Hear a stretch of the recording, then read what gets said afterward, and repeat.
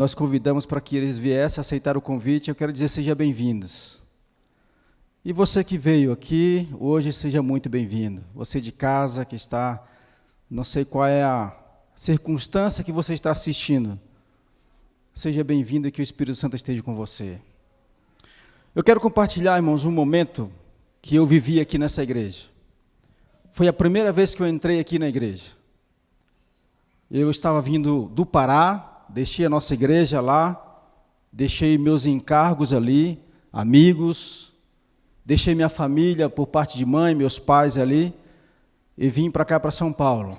No sábado seguinte, primeiro sábado, vim para a igreja. Nem sabia onde era, peguei um Uber e vim. Nesse dia minha esposa não pôde vir, que está ali também, né? Esqueci de falar, né? Hoje vou apanhar em casa, viu?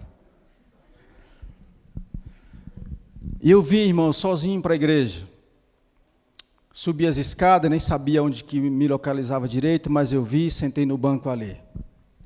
Eu estava triste, estava meio angustiado devido às circunstâncias que a gente veio para cá.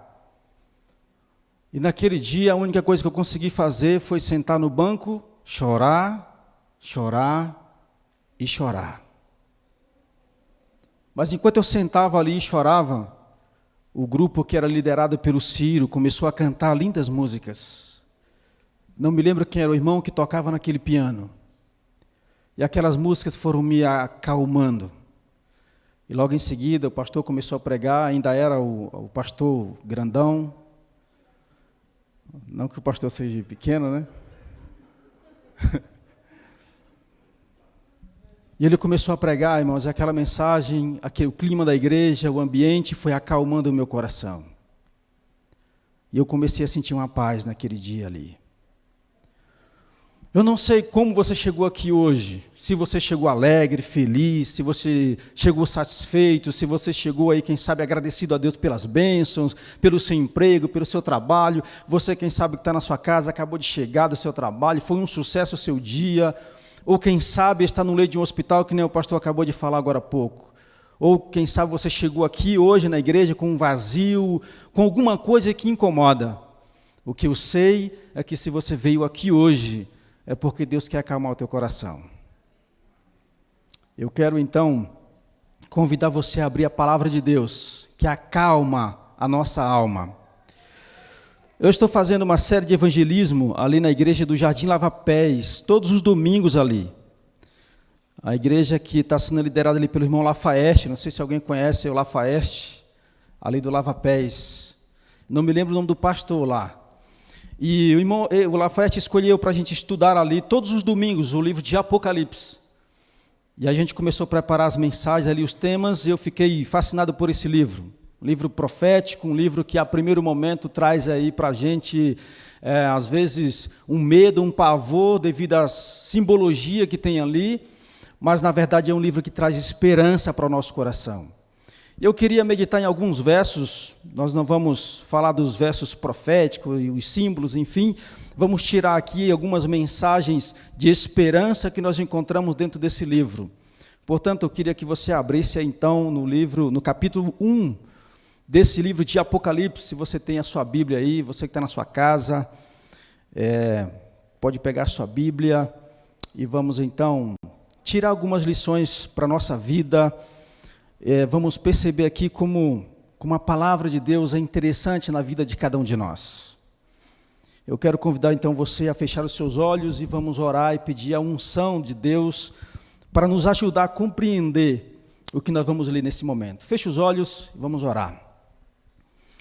Grande Pai, nosso Deus, nosso Senhor, aqui chegamos, Senhor, com nossos cansaços, com as preocupações, com as dificuldades da vida que enfrentamos. Viemos aqui porque atendemos o convite do Espírito Santo que tocou no nosso coração. E nós estamos aqui e queremos que o Senhor fale conosco através da Tua palavra nesse momento. Que essas palavras que nós iremos ler aqui possa ser um bálsamo para a nossa vida, Senhor, e que nos traga esperança, que nos traga confiança e que nos dê a certeza mais ainda de que um dia, logo, logo, o Senhor virá a essa terra e irá, Senhor, acabar com todo o sofrimento. Fica conosco nesse momento, nós choramos em nome de Jesus. Amém. Queridos, eu trabalho num pesqueiro, eu e a Daiane e a Rose. Ali naquele pesqueiro vai muita gente durante a semana, no fim de semana. E as pessoas vão pescar ali. Tem um restaurante também, alguns vão para almoçar, mas a maioria deles vão para pescar. E a gente conversa com alguns deles ali, e parece que tem uma frase que está ali nos lábios de todo pescador que vão ali. Eles falam assim: eu vim para cá para tirar o estresse. Outro diz assim: eu vim para cá para tirar a preocupação. Eu vim para cá para relaxar a mente. Eu vim pescar, não quero. Se eu pegar, tudo bem, se eu não pegar, eu só quero distrair a minha mente. E quando eu li aqui o versículo 3 do capítulo 1 de Apocalipse, me lembrei de muitos deles. As pessoas vão em vários lugares em busca de refúgio mental. As pessoas vão em shopping, vão nas praças, vão nos cinemas, vão em vários lugares em busca de acalmar o vazio que muitas vezes tem no coração. Mas quando a gente vem para cá, a gente percebe que a fonte mais segura para resolver o vazio do nosso coração, as preocupações da nossa vida, está dentro da palavra de Deus. Ouça o que diz então o versículo 3. Bem-aventurado aqueles que leem e aqueles que ouvem as palavras da profecia e guardam as coisas nelas escritas, pois o tempo está próximo. Aqui, João traz algumas informações para a gente. A primeira informação que ele traz é que é feliz. Bem-aventurado significa o que mesmo? Feliz. Bem-aventurado, feliz. Feliz é aquele que procura tirar um tempo para estudar a Bíblia, que procura tirar um tempo para meditar um pouco, para refletir um pouco na palavra de Deus. Quando João aqui traz a informação, a palavra da profecia, ele quer se referir a toda a Bíblia. Ou seja, se você veio aqui hoje, você que está na sua casa, você ligou o seu dispositivo, ou quem sabe tem alguém no carro dirigindo, está ouvindo apenas, ou quem sabe até num leito de um hospital, que pode estar assistindo agora, seja onde você estiver, se você tirou esse tempo, você será feliz ao meditar, ao entender o plano de Deus para a nossa vida. Quantas vezes, irmãos, a gente está passando por algumas dificuldades, por algum problema, angustiado, e você começa a folhear a Bíblia, já fiz isso muitas vezes, e parece que quando a gente está meio triste, o Espírito Santo guia e você cai exatamente em um versículo de conforto, e a gente começa a ler e parece que a gente vai se acalmando. Você está chorando, está angustiado, faz essa experiência, se você passar por essa experiência aí, faz isso na sua casa, procure ler a Bíblia, abre em qualquer lugar e o Espírito vai te guiar e você de repente vai sentir um conforto, porque eu já tive isso. E João aqui ele diz que é feliz aquele que tira um tempo para ler. Mas é interessante que ele fala assim, os que ouvem também. Eu imagino que ele pensou em pessoas que sabem ler e pessoas que não sabem ler.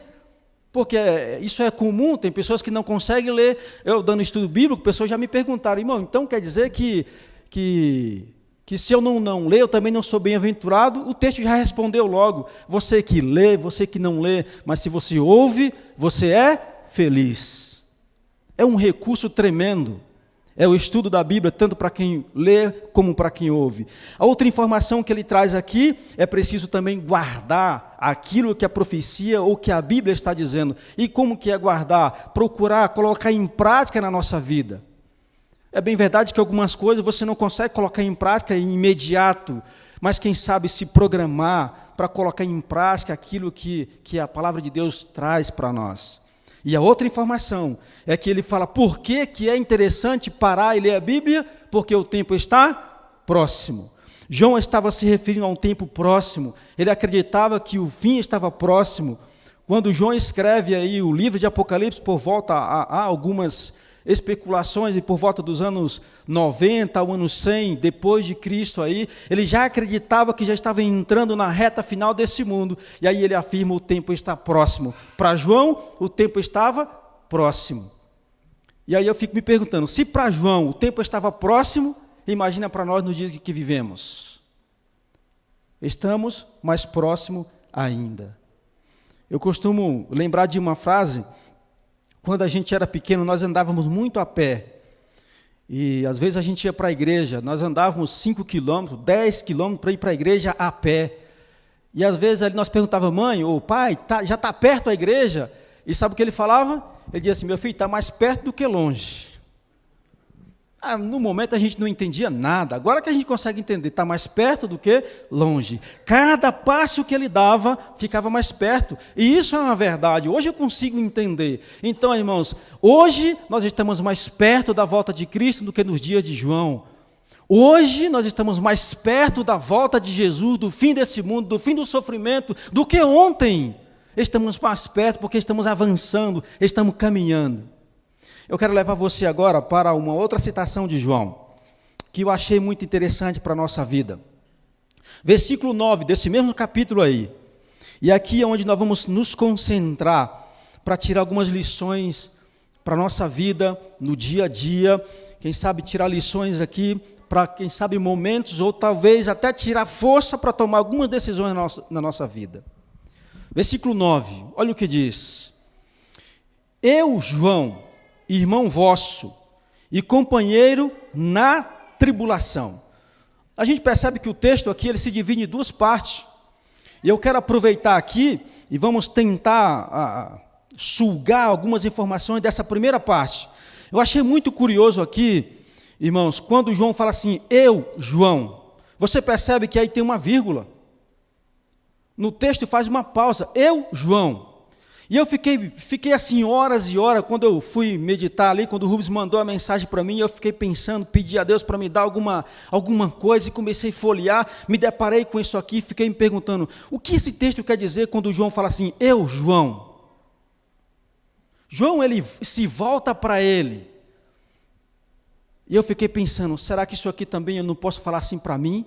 Eu, e colocar o meu nome aqui, eu, Sadraque, você pode fazer isso aí, pode fazer em silêncio aí, eu, Sadraque. E aí ele fala, eu, irmão vosso e companheiro na tribulação. João aqui, ele estava se referindo à pessoa dele, como se ele quisesse que a gente pensasse um pouco nele, na história de vida dele, no momento em que ele estava vivendo. E aí ele fala assim, olha, eu passei por tribulações, eu sou irmão vosso, companheiro vosso na tribulação. Aí ele diz assim, achei-me na ilha de Patmos.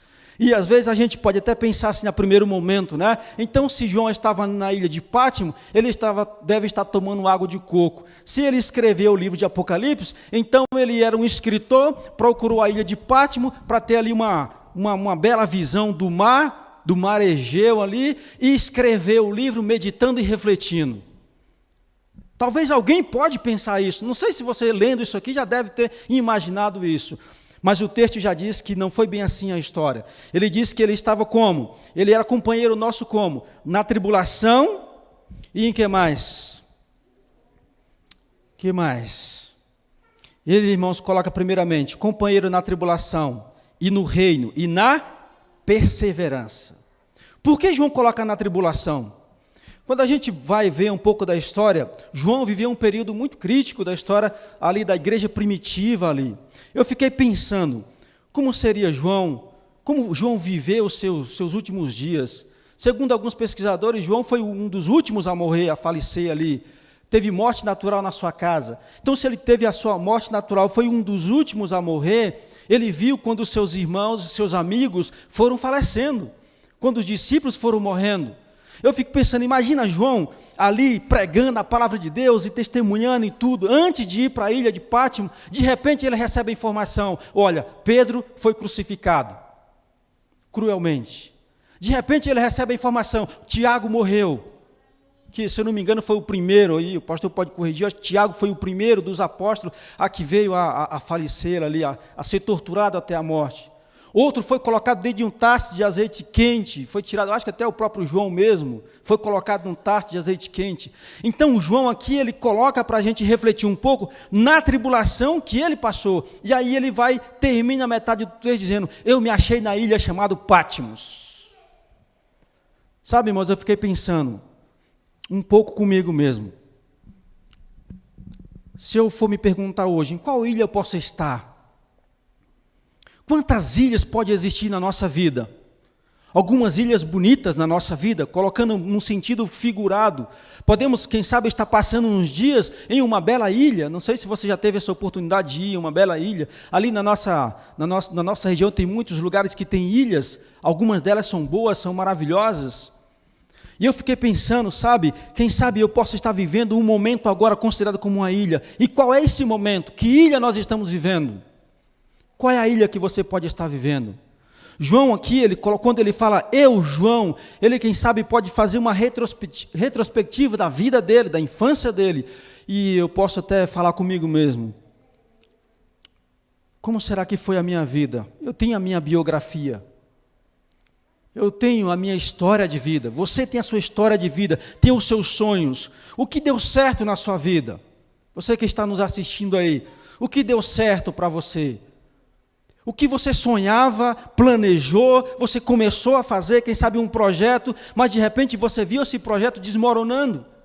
Que ilha você na nossa linguagem lá no Pará a gente fala que ilha você se meteu.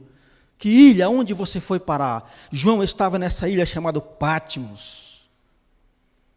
Sabe, irmãos, estamos vivendo agora momentos muito dolorosos na nossa vida. Momentos que, se você for refletir em alguns deles, você vai em lágrimas.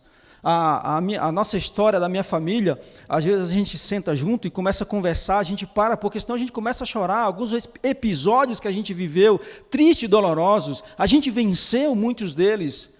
Mas ainda existem alguns episódios que a gente precisa vencer na nossa vida. E João, ele traz essa informação de que ele passou por uma tribulação. Porém, durante toda a sua tribulação, ele diz que estava mantendo a perseverança. Ele estava mantendo a perseverança. E o que significa essa palavra perseverança? Perseverar, ou continuar, acreditar. E se eu me perguntar, ou quem sabe você se perguntar, no que você está perseverando? Em qual ilha você está perseverando agora? Quem sabe eu estou falando para um jovem, quem sabe eu estou falando para alguém que está começando os seus estudos, uma faculdade, ou quem sabe está enfrentando aí um problema na sua vida, que você precisa perseverar. Sábado agora, se eu não me engano, foi uma jovem que pregou e ela falava da dificuldade que ela tem de estudar no UNAP, sair daqui, pegar a condução, precisa perseverar para alcançar o objetivo. Mas há, irmãos, muitas coisas que nós estamos insistindo que precisamos deixar de lado. Algumas ilhas que nós estamos perseverando que, quem sabe, é preciso deixar. E só você pode dizer qual a ilha você está, que você precisa sair. Só você, nas suas reflexões, pode compreender aonde você está, pode fazer a sua reflexão, a sua análise e entender que é preciso sair, é preciso tomar uma decisão, é preciso mudar de rumo. E o que eu achei interessante é que João, ele fala da sua tribulação, da sua perseverança, mas ele fala em quem ele estava perseverando. O resto do texto diz assim, olha, estava na ilha chamada Patmos por causa da palavra de Deus e do testemunho de Jesus. O motivo porque João estava na ilha era por causa da palavra de Deus. Ele era um pregador e a perseguição dos seus dias o levou para a ilha chamada Patmos, que hoje fica ali na atual Turquia, conhecido como a Turquia. Sabe, queridos, o que João passou ali naquela ilha? Mas foi ali naquela ilha aonde Deus o chamou para escrever o livro de esperança para nós nos últimos dias. Foi ali naquela ilha, condenado à morte. A ilha de Patmos era uma prisão que existia ali, podemos dizer assim, uma prisão de segurança máxima, onde a pessoa ia para lá e não tinha possibilidade de fugir. Mas Deus consegue fazer do impossível o possível. Deus consegue fazer daquilo que para nós é o fim, Ele consegue fazer o começo. E eu não sei o que você pode estar passando agora, um momento, quem sabe, difícil. E talvez nos seus pensamentos é difícil de se resolver. Mas se Deus resolveu o problema de João ali na ilha de Patmos, condenado à morte, e ele não morreu ali, e a sua mensagem que ele escreveu chegou a todas as igrejas da Ásia, chegou até nós hoje, ele pode resolver o seu problema. Mas é preciso uma coisa, perseverar. É preciso uma coisa, buscar na sua palavra, para entender o plano de Deus na nossa vida. Deus tem um plano para cada um de nós. Que coisa maravilhosa é isso, irmãos. Deus tem um plano maravilhoso para cada um de nós. Talvez a gente tenha fugido desse plano. Talvez a gente tenha se desviado um pouco do plano original de Deus. E o plano original de Deus qual era? Não era que a gente vivesse num mundo de sofrimento como esse. Nunca foi o plano de Deus. Talvez a gente tenha essa tendência de culpar a Deus por algumas coisas que dão errado na vida. Não sei se você já teve essa experiência de passar por um momento difícil e ser tentado a culpar a Deus. Por que Deus não agiu? Por que Deus não fez isso? Devemos lembrar que temos um grande enganador. Satanás está por trás de toda a tragédia humana. E para alcançarmos o plano original de Deus, precisamos confiar na sua palavra, como nós lemos no início. Bem-aventurado aquele que ouve a sua palavra.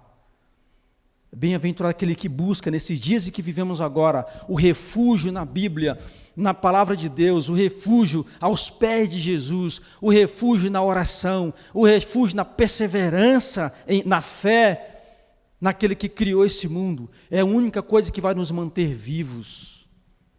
E nós estamos, então, passos a passos, andando cada vez mais, e o mundo vai entrando cada vez mais em seu estágio final.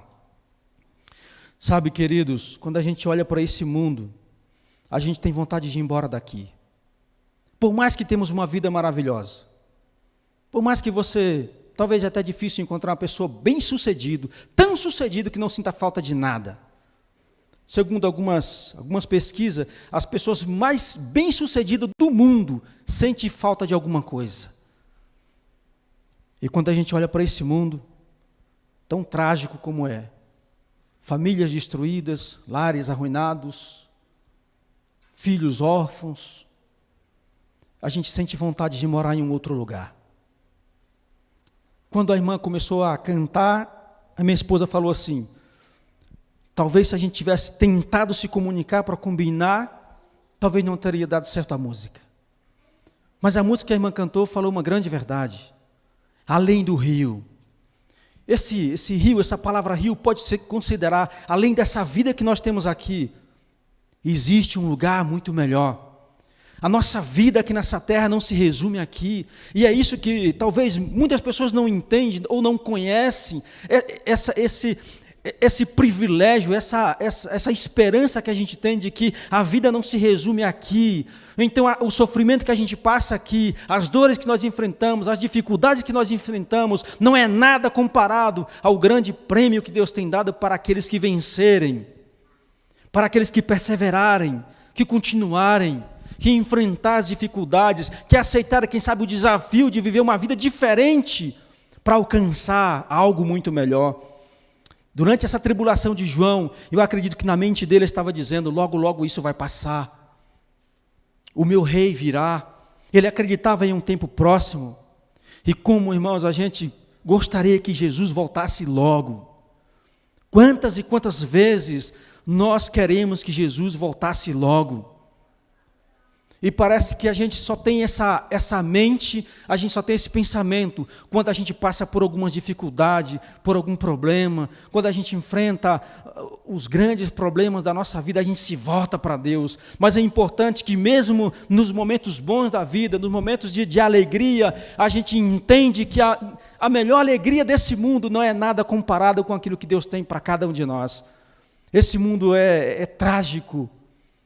Às vezes a gente fica olhando para uma igreja como essa, é muito lindo ali, a irmã chegou ali e falou, que lugar lindo, que lugar maravilhoso, é muito lindo, é belo, mas você já imaginou um lugar que Deus tem preparado para nós? Se um homem, um pedreiro conseguiu fazer essas coisas lindas, maravilhosas, que às vezes a gente fica, como que consegue fazer tudo isso? Imagina o arquiteto desse universo, o que ele preparou para você.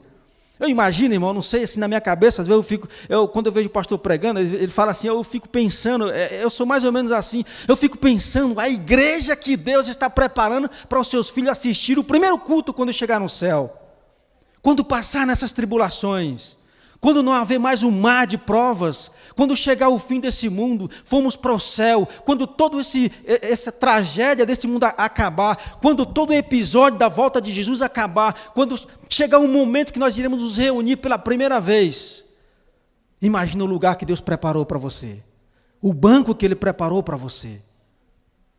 Querido, vale a pena a gente acreditar na palavra de Deus. Sabe o que diz mais aqui no versículo, agora no capítulo 2 e o versículo 7? Que coisa maravilhosa. Capítulo 2 e versículo 7. Quem tem ouvido, ouça o que o Espírito diz às igrejas. Ao vencedor, dar-lhe-ei que se alimente da árvore da vida, que se encontra onde? No paraíso de Deus.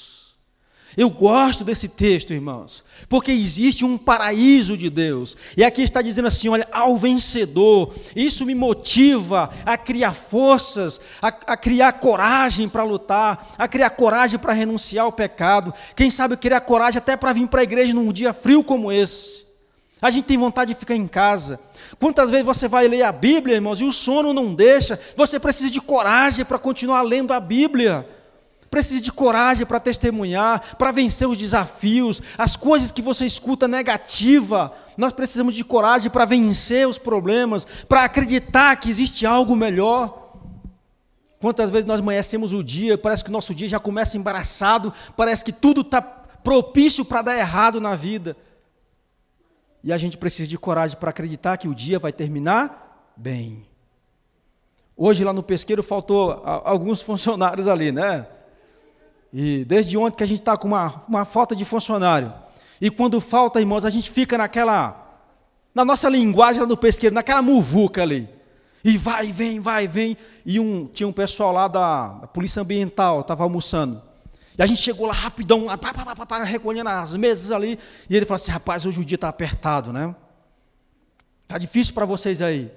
E eu falei, está difícil, mas vai terminar tudo bem. Ele falou assim, eu gostei disso aí. Acredite, irmãos, vai terminar tudo bem.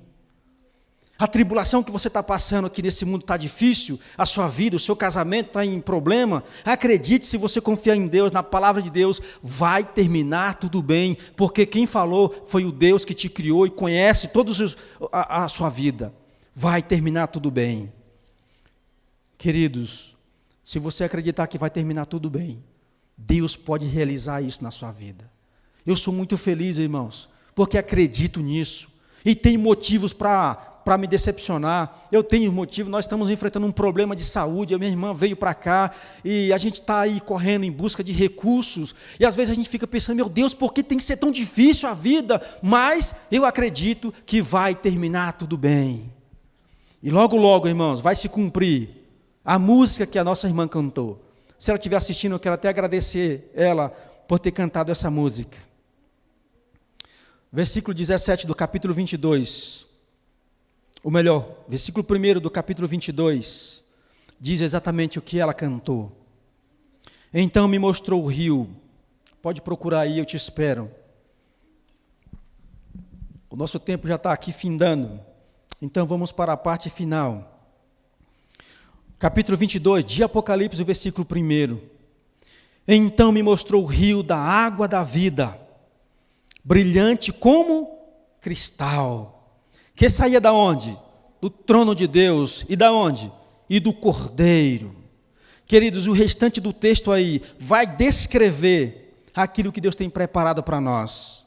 O tempo não dá para a gente ler todo esse capítulo, mas eu quero levar você a ler pelo menos o versículo 12, onde eu quero concluir aqui as minhas considerações e a meditação dessa noite. Eis que venho sem demora, louvado seja o nome do Senhor. Cristo vem sem demora, não há demora para que Ele venha. Pode ser que esteja parecendo difícil para mim, pode ser que esteja demorando para mim, mas a palavra de Deus está me dizendo, não há demora, Ele vai vir sem demora. E diz mais ainda, e comigo está o galardão que tenho para retribuir a cada um segundo as suas obras. E Ele afirma, eu sou o alfa e o ômega, o primeiro e o último.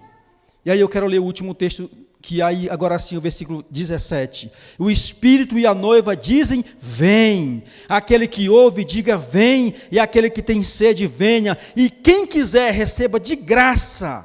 Do que mesmo? da água da vida. Essa água que nos alimenta a continuar sendo servos de Deus. Essa água que você que está no leito de hospital agora, nesse momento, é essa água que Deus quer te dar para que você tenha vida. Mesmo que a vida não venha aqui nessa terra com saúde, mas a Bíblia promete uma água que vai nos dar a vida eterna quando Ele vier. Querido, e o meu apelo para você é aceitar esse convite.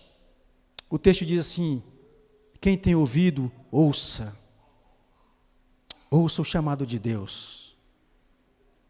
Ouça o Espírito Santo falando com cada um de nós. Deus não quer deixar você aqui sofrendo. Deus não quer deixar a gente por muito tempo aqui. Ele quer que você viva com os pés nessa terra, mas os olhos no céu. Que você trabalhe aqui, que você corra em busca dos seus sonhos, mas que o seu sonho seja morar no céu. É a música que nós vamos cantar agora. Se você não sabe essa música, mas reflita na letra que deve aparecer aí na tela. Os pés na terra e os olhos no céu. Vamos cantar.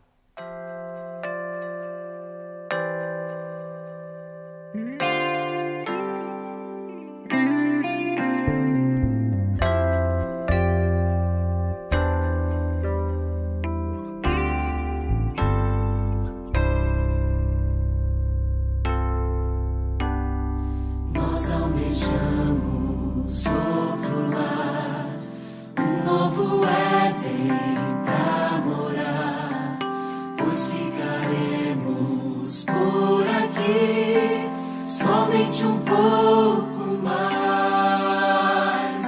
Esta promessa quero alcançar, custe o que custar, e enquanto espero, sigo confiando no poder que vai me salvar. Com os pés na terra e os olhos no céu, eu vou.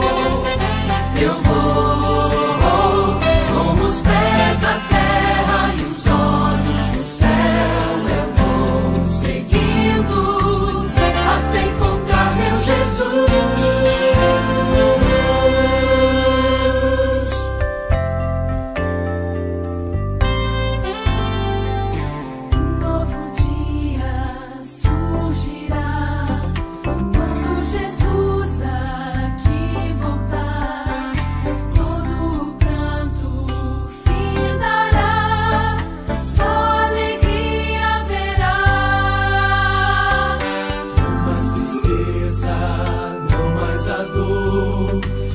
Reinará o amor, finalmente verei e adorarei o meu Rei, meu Salvador.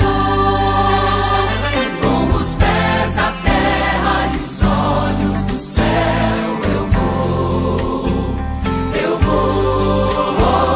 Com os pés na terra e os olhos no céu, eu vou seguindo até encontrar meu Jesus. Com os pés na terra e os olhos no céu, eu vou. Com os pés na terra e os olhos no céu, eu vou seguindo até encontrar meu Jesus.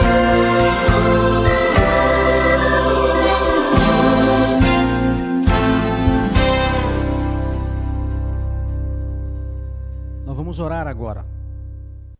Eu não posso fazer essa oração sem dar oportunidade para você a buscar força em Deus para encontrar com Ele. Você que está em casa, você quer se encontrar com esse Jesus, quer força? Eu convido você para orar agora. E você que está aqui, irmãos, o que você precisa para ter essa força? Precisa do auxílio divino? Eu quero orar por você agora. Você poderia se manifestar colocando a sua mão no seu coração aí. E você vai dizer para Ele agora: sim, eu preciso dessa força para continuar. Faça isso, Deus está vendo agora. Você que está na sua casa, você não pode ver, mas a igreja aqui está com a mão no coração, colocando, dizendo: Senhor, eu preciso dessa força. Faça isso também. Você que está no hospital, não sei se você está assistindo agora, acredite, Deus vai resolver os nossos problemas. Feche os seus olhos e vamos orar. Nosso querido Deus e nosso Pai, aqui estamos, Senhor, cansados desse mundo, mas confiantes de que o Senhor será o nosso auxílio. Por favor, Pai querido, cada um dos teus filhos nesse momento, cada um com seus problemas, seus dilemas, seus sonhos, estão aqui agora diante de Ti, Senhor, do Rei dos Reis, o Senhor dos Senhores, estão colocando diante de Ti as suas vontades, as suas decisões. Por favor, Pai querido, a oração que está sendo feita agora, a oração que foi feita logo no início, por tantas pessoas que estão enfermos, Senhor, que os Teus anjos possam colher essas orações, levar direto para o altar de incenso no santuário celestial, e que o Senhor possa interceder por cada um de nós. Ajude-nos, Senhor, a caminhar, ajude-nos a tomar nossas decisões. Cada filho Teu que está, Senhor, estudando a Tua palavra, muitas pessoas estão estudando, Senhor, a família da Rose que está estudando, tantas pessoas que estão em busca de conhecer mais sobre o Teu grande amor na nossa vida. Auxilia, Senhor, com o Teu Santo Espírito, abençoe cada um, Pai. Cada um dos Teus filhos que estão agora nesse momento, nós nos entregamos em Tuas mãos. Perdoa nossos pecados e nos abrace com Teu grande amor. Em nome de Jesus. Amém, Senhor. Amém.